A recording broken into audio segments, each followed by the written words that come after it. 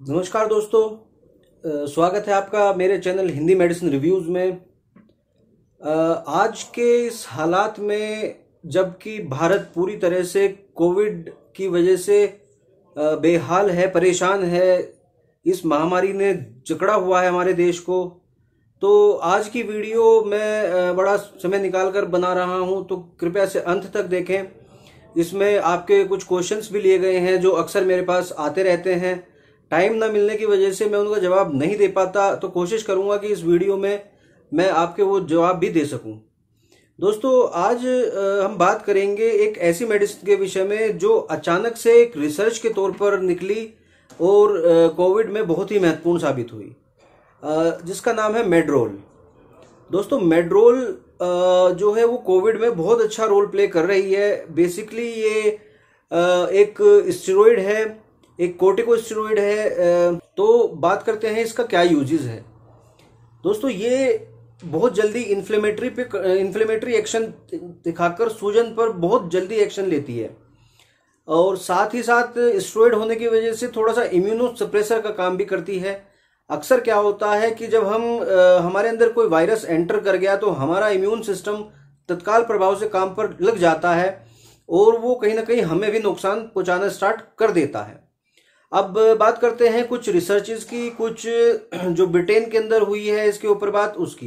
तो दोस्तों, उसमें पाया गया है कि अगर आप आज ग्रसित हो रहे हैं कोरोना वायरस से, तो आपको मालूम एकदम से नहीं चलेगा। पांचवें दिन तक आपको 99 तक फीवर रहेगा। उसके बाद छठे दिन जब ये लंग्स में एंटर कर जाता है तो आपका टेम्परेचर अचानक से 102 से 104 तक राइज कर जाएगा। तो इसका मतलब है कि अब कोरोना वायरस आपके लंग्स में पहुंच चुका है। अब उसे बचाने के लिए क्या करें? सबसे पहले तो है दोस्तों डाइट मैनेजमेंट। आप इसमें फ्लूइड का सेवन ज्यादा करें, साथ में आप टोमेटो सूप, वेजिटेबल सूप ये सब ले सकते हैं। मीठे का प्रयोग बिल्कुल बंद कर दें। आप इसमें मीठा ना खाएं, क्योंकि मीठा कोरोना वायरस के साथ में मिलकर बहुत तेजी के साथ मल्टीप्लाई होता है बॉडी के अंदर और वायरस लोड को बढ़ा देता है। तो उसके बाद जब छठे दिन आपको महसूस हुआ कि अचानक से आपका बॉडी टेम्परेचर हाई हो गया है, ऐसी कंडीशन में आपको 32 mg मिथाइल प्रेडनिसोलोन, जो कि इंडिया में जब मेड्रोल के नाम से आता है, मैं यहाँ जॉर्जिया में रहता हूँ, यहीं प्रैक्टिस करता हूँ, तो मैं वहाँ के ज़्यादा जो ब्रांड्स नेम है वो नहीं बता सकता। केमिकली नाम उसका मिथाइल प्रेडनिसोलोन है, और बेसिकली जो एक मेन है वहाँ पे वो मेड्रोल के नाम से आती है। तो दोस्तों ध्यान रहे, उसमें मेड्रोल 32 मिलीग्राम एक दिन में आपको लेनी है। इसके नीचे के डोज में ये ज्यादा इफेक्ट नहीं करती है।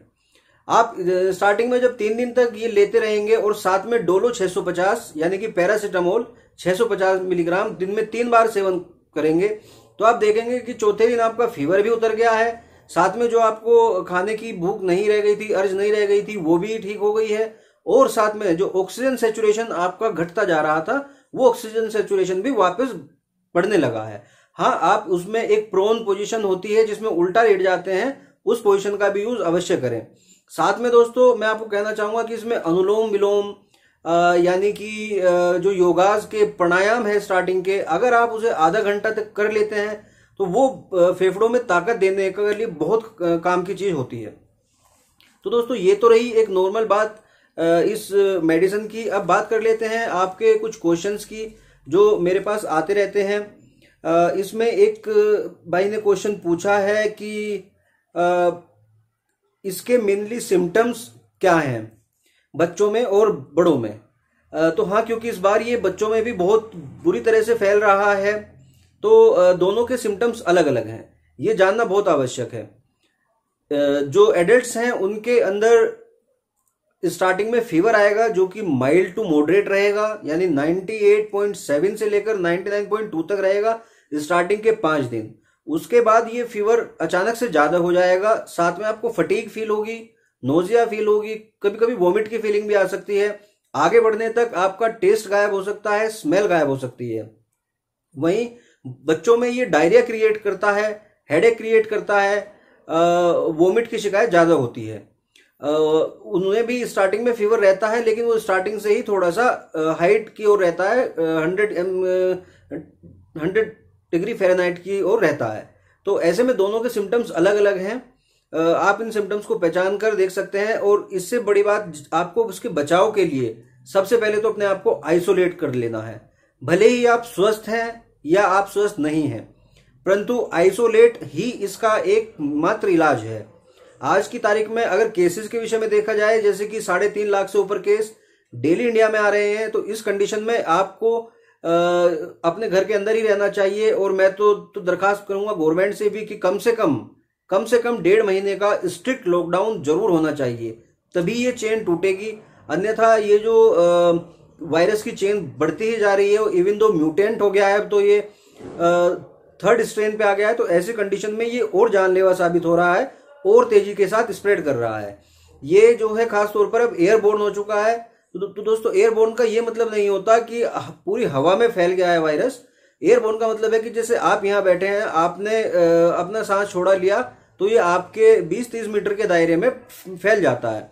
रूम में है तो पूरे रूम में फैल जाता है, आप बाहर हैं तो बाहर भी ये काफी देर तक हवा में रह जाता है। ऐसी कंडीशन में जब एसी में आप बैठे तो उसमें भी आप अगर कोई इन्फेक्टेड व्यक्ति है तो उसके साथ कभी भी एसी का रूम शेयर ना करें, क्योंकि ऐसी कंडीशन में वो 1 लाख से ज्यादा वायरस रूम के अंदर छोड़ देता है और जितने भी लोग वहां बैठे होंगे वो सब इन्फेक्टेड हो जाएंगे। अब दोस्तों बात कर लेते हैं नेक्स्ट क्वेश्चन की। अगला क्वेश्चन मेरे पास आया है रेमडेसिविर और मिथाइल प्रेडनिसोलोन के बारे में, कि दोनों में से कौन सी बेस्ट है, कौन सी यूज करनी चाहिए। दोस्तों कई जांच में पाया गया है कि रेमडेसिविर कोई भी काम नहीं करती है। ये कोई लाइफ सेविंग ड्रग नहीं है। इवन दो जो दावा किया जा रहा था कुछ देशों में कि एंड में ये आपका हॉस्पिटल स्टे को कम कर सकती है, ब्रिटेन और अमेरिका में ऐसा पाया गया है कि ये आपके हॉस्पिटल स्टे को भी कम नहीं करती है। ऐसे में रेमडेसिविर की काला बाजारी और इसको ढूंढने के लिए इतने मारामारी, मैं समझता हूं ये किसी काम की नहीं है। और रही बात मिथाइल प्रेडनिसोलोन की, तो मिथाइल प्रेडनिसोलोन जैसे कि मैंने आपको बताया, अगर सही मिलीग्राम की मात्रा में, अगर सही टाइम पर आप उसका सेवन करेंगे तो ये डेफिनेटली असर दिखाएगा। साथ में मौतों का आंकड़ा भी रोक देगा, जैसे कि ब्रिटेन ने अपना मौतों का आंकड़ा अचानक से बहुत कम कर लिया है। आप देखिए अब केवल 7 से 8, 9, 10 मौतों का ही आंकड़ा उनके यहाँ आ रहा है, जबकि एक टाइम पर 1000-2000 जा रहा था। तो ऐसी कंडीशन में जब मिथाइल प्रेडनिसोलोन को उन्होंने रिकमेंड किया है और वहां पर ये थेरेपी स्टार्ट हो चुकी है। मेन रूप से केवल 3 ही चीजें कोविड से आपको बचा सकती है, जो मेडिसिन के अगर आप इन्फेक्टेड हो गए हैं तो। सबसे पहला मेड्रोल 32 milligram for adult, second oxygen, third is paracetamol. अगर आपको फीवर आता है तो पैरासीटामोल डोलो 650 मिलीग्राम में 3 टाइम लेनी है। दूसरा, आप ऑक्सीजन सेचुरेशन को नीचे नहीं जाने देना है, इसके लिए आपको योगा करना है। हाफ एन आवर एक दिन में आपको एक्सरसाइज करनी ही करनी है। साथ में मीठा बिल्कुल बंद कर देना है, आलू नहीं खाना है, चपाती नहीं खाना है, राइस नहीं खाना है, सूप और लिक्विड डाइट पर ज्यादा रहना है। तीसरी चीज इसके अंदर आ जाती है मेड्रोल। मेड्रोल का सेवन आप 5वें दिन से स्टार्ट करेंगे और 10वें दिन तक करते रहेंगे, उसके बाद इसे टेम्पर कर छोड़ देंगे, यानी कि 32 मिलीग्राम से 16 पर आएंगे, 16 से 8 पर आएंगे, फिर आप इसे बंद कर देंगे। क्योंकि दोस्तों जो ये वायरस है, कोरोना वायरस, ये हमारे शरीर में 10 दिन तक रहता है, उसके बाद ये अपने आप ही मर जाता है। 4 दिन उसकी जो डेड वायरस है वो हमारी बॉडी में स्टे करता है और 4 दिन बाद वो फ्लश आउट हो जाता है। तो जब आप 15वें या 16वें दिन जांच कराएंगे तो आप इससे नेगेटिव हो जाएंगे। परंतु अगर आप इसे 12वें दिन 13वें दिन कराएंगे तो संभावना है कि पॉजिटिव आ जाए। इसलिए कभी भी 14-15 दिन से पहले फिर दोबारा से इसकी जांच ना कराएं। अब एक भाई ने पूछा है इसकी कि मैं एक बार मैं कोरोना से संक्रमित हो चुका हूं, तो क्या ऐसे में दोबारा भी चांसेस हैं? तो दोस्तों हाँ, एक बार संक्रमित होने का ये मतलब नहीं है कि आप दोबारा इसे संक्रमित नहीं होंगे। एक्चुअली इसकी इम्यूनिटी के विषय में अभी पूरी तरीके से पता नहीं चल पाया है। बेसिकली ये 3 महीने से लेकर 6 महीने और किसी में 1 साल तक भी रह जाती है। परंतु दोबारा इन्फेक्टेड होने के चांसेस बने रहते हैं। ऐसे में आप अगर इन्फेक्टेड हैं तो कोशिश करें कि 8 से 12 हफ्ते के बाद वैक्सीन लें। वैक्सीन लेने के बाद भी आप मास्क का यूज अवश्य करें। मास्क में अगर N95 आपके पास अवेलेबल है तो उससे बढ़िया कोई मास्क नहीं है। आप 3-4 N95 अपने पास रखिए, डे बाय डे चेंज कर कर कर आप उनको पहनिए। जैसे एक मास्क आपने आज पहना तो अगले दिन उसको नहीं पहनना है, रख देना है, दूसरा मास्क यूज करना है।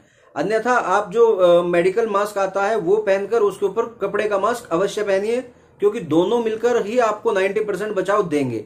अकेला अकेला मास्क केवल 40% और 60% का ही बचाव दे पाता है, पूरी तरह से बचाव नहीं कर पाता। तो दोस्तों आज की वीडियो में इतना ही। थोड़ी सी लंबी वीडियो हो गई है तो मैं हर क्वेश्चन का आंसर शायद नहीं दे पाया हूं। कोशिश करूंगा कि फिर से जल्दी एक केवल क्वेश्चन आंसर की सीरीज ही लेके आई जाए। तब तक के लिए आप अपना ध्यान रखिए, बहुत ध्यान रखिए, पानी का सेवन ज्यादा कीजिए, अपने आप को आइसोलेट रखिए, कोशिश करिए कि वर्क फ्रॉम होम किया जाए, लोगों से डिस्टेंस बनाकर रखिए। आशा करता हूं आप पूरा ध्यान रखेंगे प्रोटोकॉल का। अगर आपको मेरी वीडियो पसंद आई हो तो दोस्तों एक लाइक अवश्य करें। साथ में मेरा ये चैनल हिंदी मेडिसिन रिव्यूज, इसको सब्सक्राइब कर लें ताकि मेरी आने वाली वीडियो का नोटिफिकेशन आपको समय समय पर मिलता रहे। साथ में बना हुआ घंटे का बटन भी आप दबाकर छोड़ दें। आज के लिए इतना ही दोस्तों, अपना खूब ख्याल रखें, खुश रहें, स्वस्थ रहें। नमस्कार दोस्तों।